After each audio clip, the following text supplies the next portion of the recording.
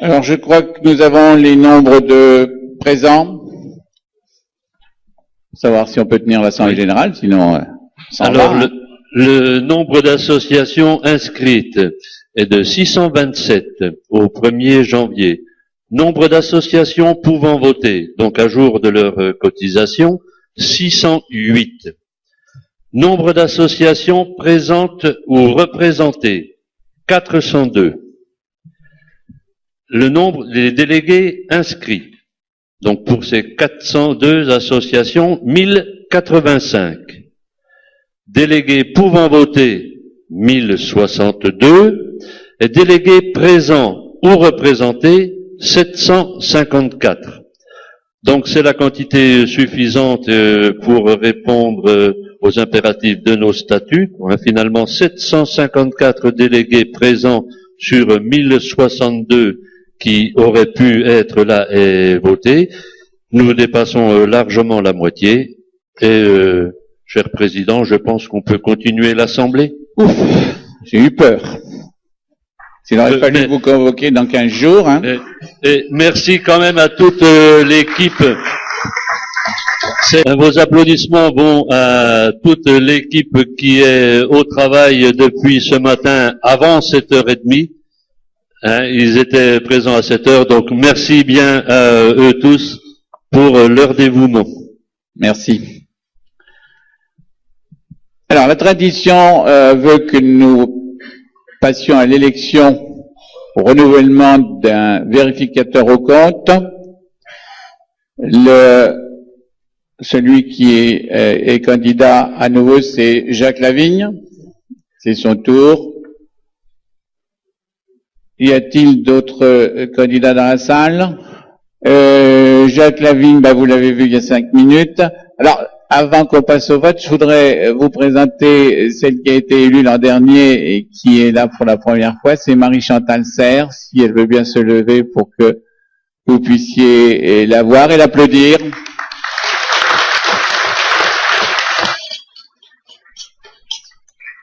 Puis le troisième, nous le connaissons depuis longtemps, c'est Roger Barouk, un fidèle de la fédération. Alors, y a-t-il des objections à ce que Jacques Lavigne continue à faire son travail de vérificateur au compte? Qui est pour l'élection de Jacques Lavigne? Contre? Abstention? Eh bien, Jacques est au boulot pour 3 ans. Eh bien, nous ne sommes pas du tout en retard, même en avance. Alors, nous allons passer à un moment toujours très festif et émouvant. Il s'agit de la remise des récompenses fédérales, à savoir les plaquettes Biscara, les médailles Dole, le mérite philatélique, le trophée Froméja. Alors, je voudrais vous présenter quelqu'un qui est dans la porte là-bas, qui n'ose pas rentrer. C'est notre nouvelle secrétaire, Stéphanie Carucci. C'est incroyable le monde que nous avons eu stand depuis vendredi dernier. Je sais pas pourquoi. Merci Stéphanie, là tu vas booster la Fédé. 30 000 adhérents de plus dans les 10 ans, 20 ans où tu vas être là. Merci bien. Alors, remise des récompenses fédérales. Plaquette Biscara.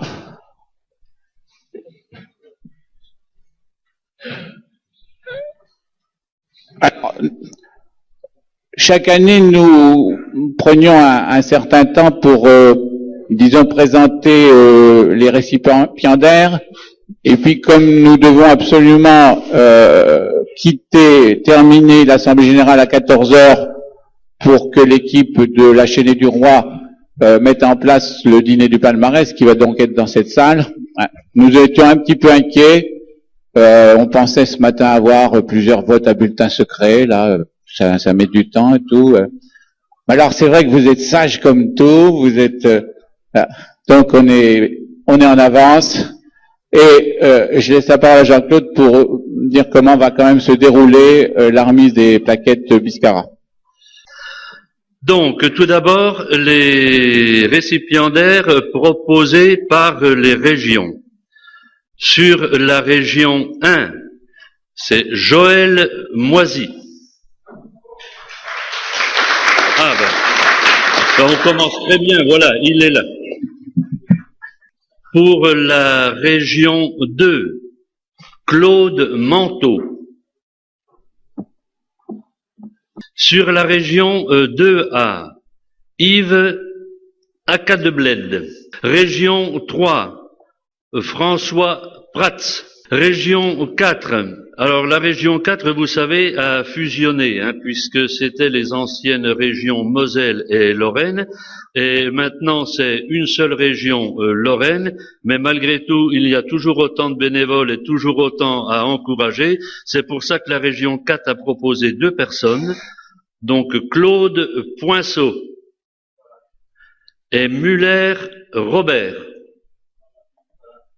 On glisse un peu plus vers l'est avec la région 6, Alsace, qui elle n'est toujours pas fusionnée avec la Lorraine. Egon Habé.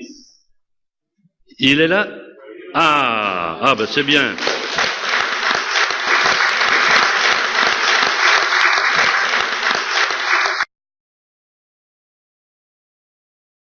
Oui, je crois qu'on peut le féliciter et l'encourager parce qu'un des éléments qui amène la plaquette Biscara, c'est la qualité de ses collections. Il est un bon représentant dans beaucoup de manifestations. Merci Egon. Donc sur la région 7, Alain Michelin. Sur la région 8, Jean-Pierre Ramillon. Il est là.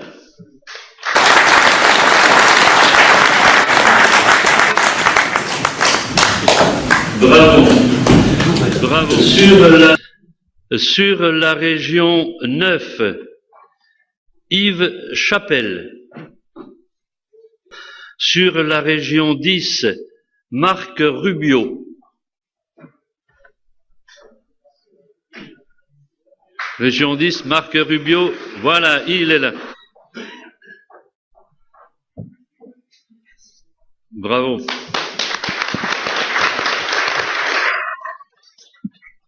Avoir la Biscara, c'est pas une fin de carrière, c'est un début de carrière philatélique. Sur la région 12, Ange Ranchon. Ah, région 15, on peut, je crois, avant de féliciter la personne, féliciter la région, puisque enfin voilà une dame, Christiane Coutinho. Sur la région 17, c'est une personne que l'on a vue souvent au Conseil fédéral, il se dévoue bien pour le groupement, Lucio Bianchini. Sur la région 17A, Alain Maure. Sur la région 18, Paul Langlois. Sur la région 19, Jean-Claude Brière. Sur la région 19A, Pierre-Alain Bernardet. Sur la région 99, donc les spécialisés, le GAPS, oui, les spécialisés, Jean Eck. Alors nous avons terminé en ce qui concerne les récipiendaires proposés par les groupements, et puis il y a chaque année quelques personnes qui sont proposées donc par le bureau fédéral, et il y en a un aujourd'hui que l'on voit bien souvent. Il n'a jamais été proposé car il n'a pas osé se proposer.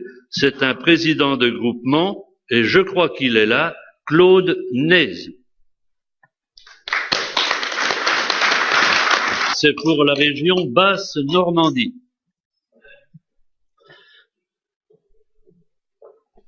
On n'a pas donné de médaille aux chiens.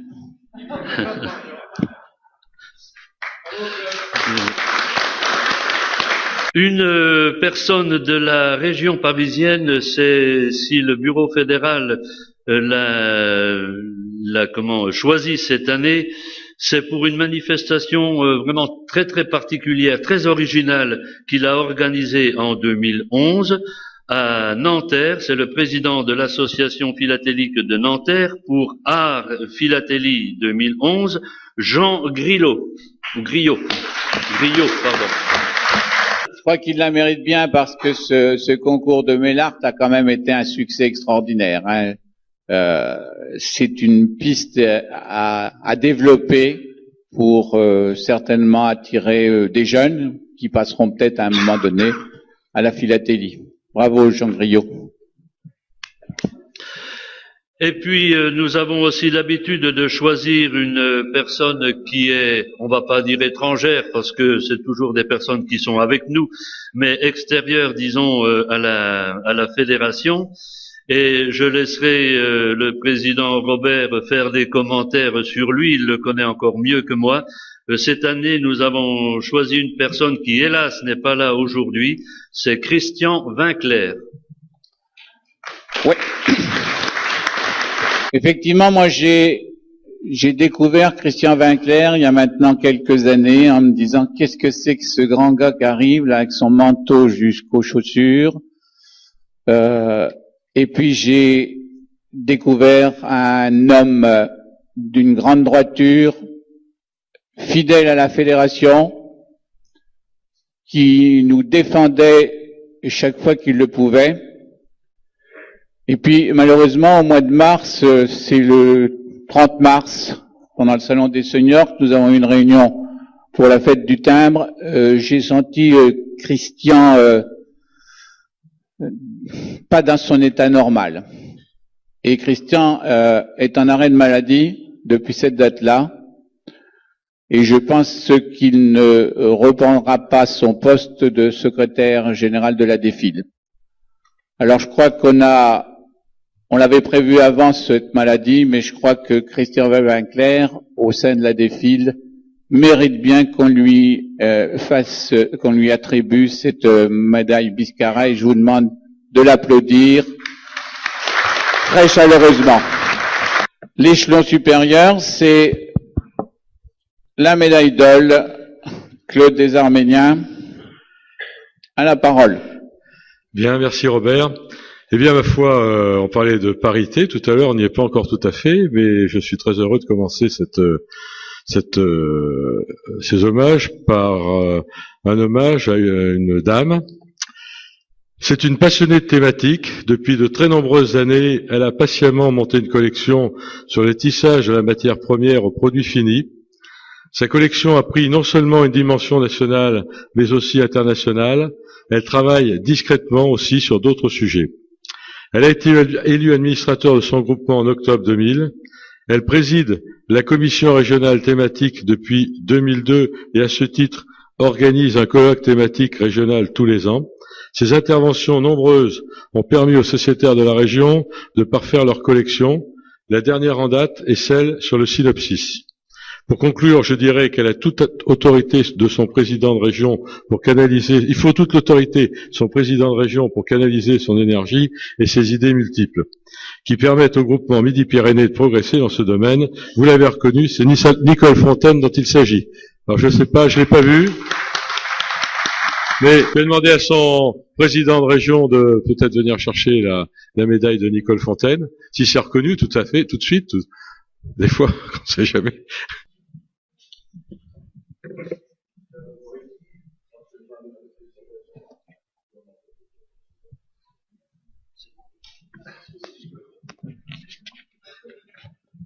Bien.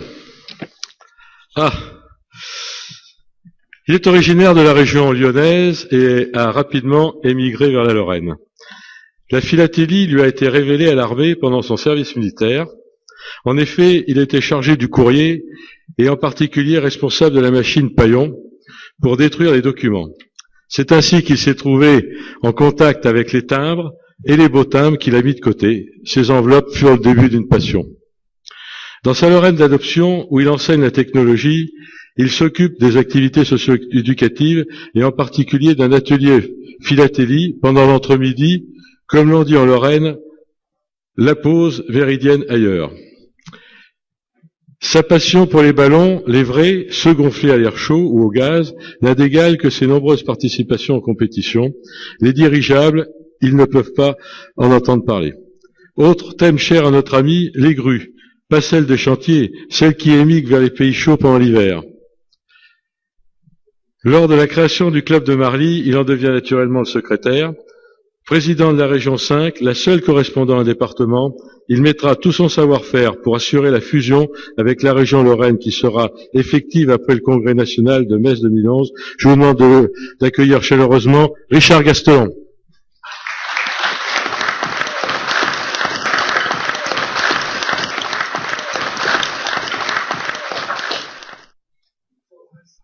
Si, c'est vrai.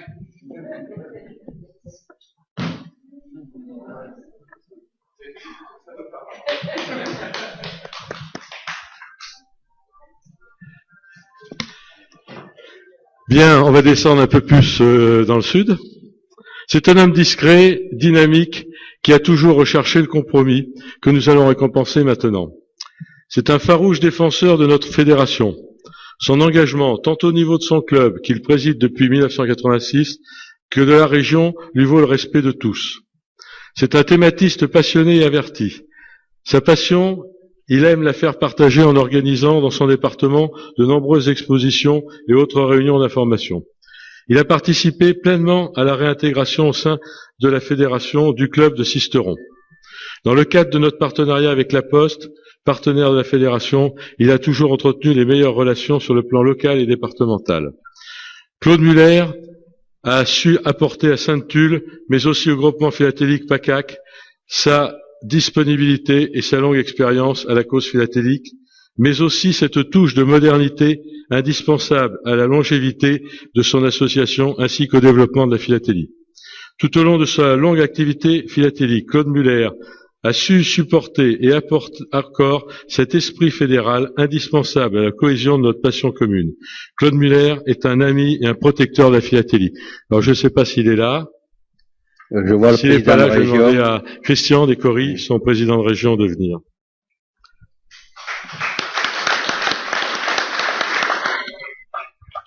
Merci Claude, merci pour Claude.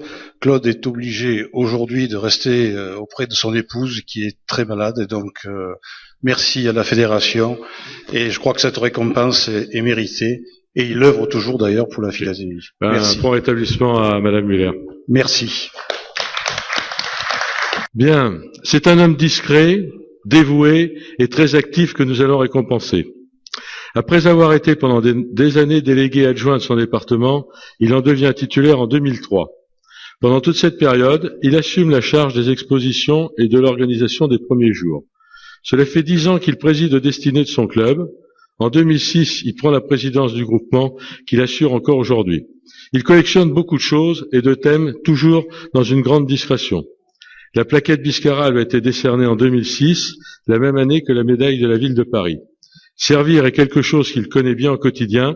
La devise de l'arme qu'il sert depuis des années est sauver ou périr.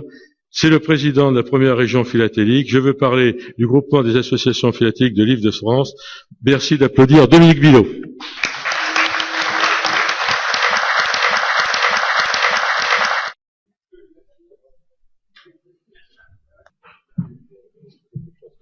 Oui, avant de passer au trophée Froméja, je voudrais saluer la présence d'André Boré, qui est là depuis le début de la réunion, c'est le président de la CNEP, fidèle partenaire, et de Christophe Hiver, qui lui aussi est un fidèle partenaire de la fédération. Merci de votre présence. Alors, le trophée Froméja, Philippe, dans sa tenue d'animateur du salon Planète Timbre, nous le ou la présente. Oui, bonjour à tous. Je vous prie effectivement d'excuser ma tenue de grand chef Schtroumpf, mais je vais essayer d'être à la hauteur quand même pour l'hommage que j'ai à rendre maintenant et qui, vous allez le voir, va permettre de rééquilibrer la parité dont on parlait tout à l'heure. En attribuant en juin 2012 le trophée Froméja à cette dame, La Fédération française des associations philatéliques récompense ainsi l'une des premières femmes à accéder dans les années 80 à la fonction de conseillère régionale à la jeunesse. Elle œuvre depuis 25 ans pour le développement de notre passion dans sa région, mais ses convictions l'ont vite amenée à multiplier des initiatives pertinentes au sein du Conseil national jeunesse. Soucieuse de notre présence dans les milieux scolaires, elle prit une part active à la création des cartes scolaires, à l'instigation des concours nationaux de philatélie scolaire dès 1989, à l'animation des expositions grâce à des rallyes et au rapprochement avec l'Office central de coopération à l'école et le Centre de philatélie de l'éducation nationale. Toujours désireuse de créer l'émulation dans sa région d'Aquitaine, elle organise régulièrement des séminaires d'animateurs. Elle est toujours très inquiète, persuadée que personne ne répondra à l'appel. Une bonne douzaine de fois, elle m'a convié pour les animer. Régulièrement, nous avons battu des records d'affluence, car jamais elle n'hésite à rappeler plusieurs fois à l'ordre ses troupes et elle use de son charisme pour les mobiliser. Enseignante dans des classes difficiles, elle a toujours plaidé pour la valorisation de ceux qui n'avaient pas autant de compétences que d'autres. Ainsi, elle m'a souvent influencé grâce à ses arguments pertinents pour que nous diversifions les formes de confrontation dans le loisir philatélique et évitions l'élitisme chez les jeunes. Cette dame, active et responsable, n'a jamais baissé dans sa combativité, malgré les durs assauts de la vie. J'ai souvent pensé à Myriam Manterola, assistant avec dévouement son époux invalide, arpentant les expositions avec vaillance, au moment où d'autres m'invoquaient des prétextes fallacieux pour ne plus s'impliquer dans leurs activités en direction des jeunes. Myriam est hélas aujourd'hui absente de Paris, immobilisée à cause de problèmes de santé, et nous lui disons merci, bravo, courage et à bientôt. Je crois effectivement que ce trophée Froméja est bien attribué à Myriam. Alors, je vais demander à Jean-Michel Clupot, son président de région, de bien vouloir lui transmettre le trophée. Alors, une petite anecdote. L'an dernier, nous avons remis à Annie Boyard le trophée Froméja avec une belle lampe en faïence de Nevers. Je continue à faire ma publicité, bien entendu. Et quand malheureusement Myriam nous a téléphoné il y a quelques jours en disant j'ai toujours des problèmes de santé importants, son mari José a aussi des problèmes, et quand j'ai su que Jean-Michel venait par le train, j'ai dit bon, on va changer. Alors Jean-Michel, tu vas bénéficier, mais je crois que le cadeau est aussi beau, de quelque chose de moins compliqué à emporter dans le train. Alors tu voudras bien lui remettre cette faïence de Nevers. Ah, il y a un piège là, effectivement, hein. C'était pour Claude, c'était pas pour moi le piège. Allez. Félicitations Jean-Michel, tu lui transmettras je crois toute l'amitié de la salle.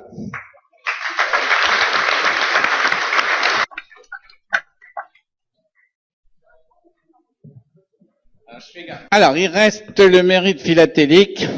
La fédération récompense chaque année un philatéliste qui a, pendant très longtemps, occupé son temps libre, non pas seulement à ses collections, mais qui a toujours pratiqué le bénévolat, car nous sommes tous des bénévoles, avec ardeur et réussite au service des autres philatélistes. C'est bien le cas cette année avec le récipiendaire que nous voulons honorer au moment où il va retrouver du temps libre pour s'occuper de sa famille, de ses collections et poursuivre ses activités favorites. Né à Thonon en 1939, il est fils de cheminot, ce qui lui a toujours donné l'envie de voyager pour découvrir d'autres pays, d'autres cultures et particulièrement tout ce qui est scientifique. Après ses études, il a la chance de rentrer au Centre de recherche nucléaire, le CERN, à Genève.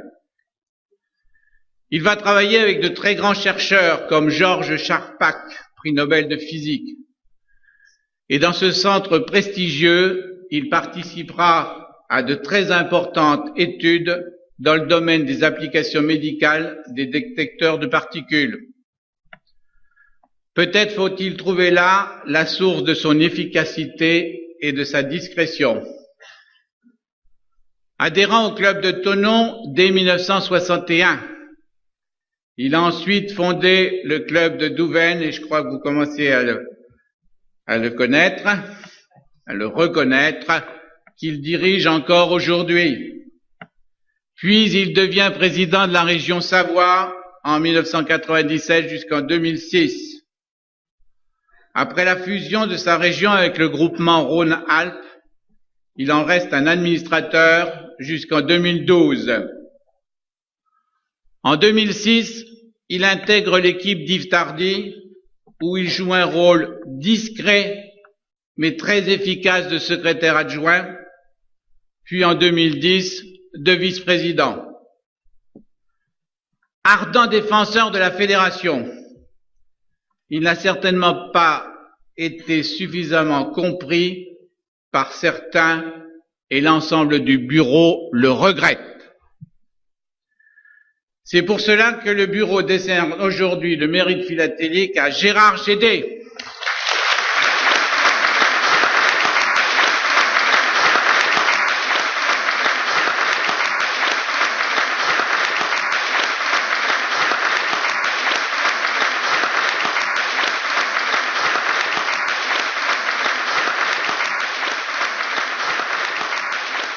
Nous allons lui offrir cette faïence, toujours, qu'il partagera avec son épouse Marie-Jo.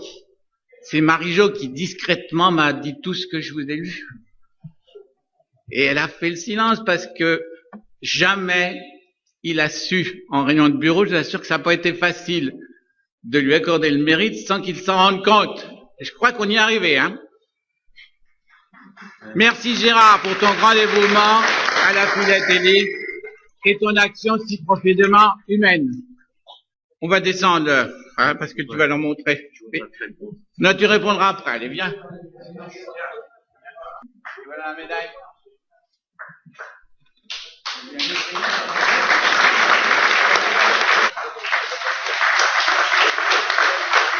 Allez Gérard, tu vas nous dire un petit mot là. Chers amis, c'est avec une profonde émotion que je reçois cette prestigieuse récompense. Je voudrais remercier toute l'équipe du bureau, ainsi que Yvette et Dominique, qui pendant ces 6 dernières années m'ont beaucoup aidé. C'est une équipe formidable. Pour moi, c'est une expérience très enrichissante. Comme il a été dit tout à l'heure par Robert, j'ai eu le grand privilège d'être intégré dans l'équipe de Yves Tardy à 6 ans. C'était un homme exceptionnel et je voudrais lui rendre hommage aujourd'hui. Je rends hommage aussi à toute l'équipe du bureau. Ces 6 ans pour moi ont été une extraordinaire expérience. Je voudrais rendre un hommage appuyé à Yves. Cette récompense, je la dédie à Marie-Jo, mon épouse, qui m'a beaucoup aidé, qui m'a beaucoup accompagné et qui a excusé les absences du domicile conjugal. Merci Marie-Jo. Je vous prie d'excuser mon émotion, mais pour moi c'est formidable. Et merci à tous. Vous voyez qu'il y a des moments émouvants dans notre philatélie.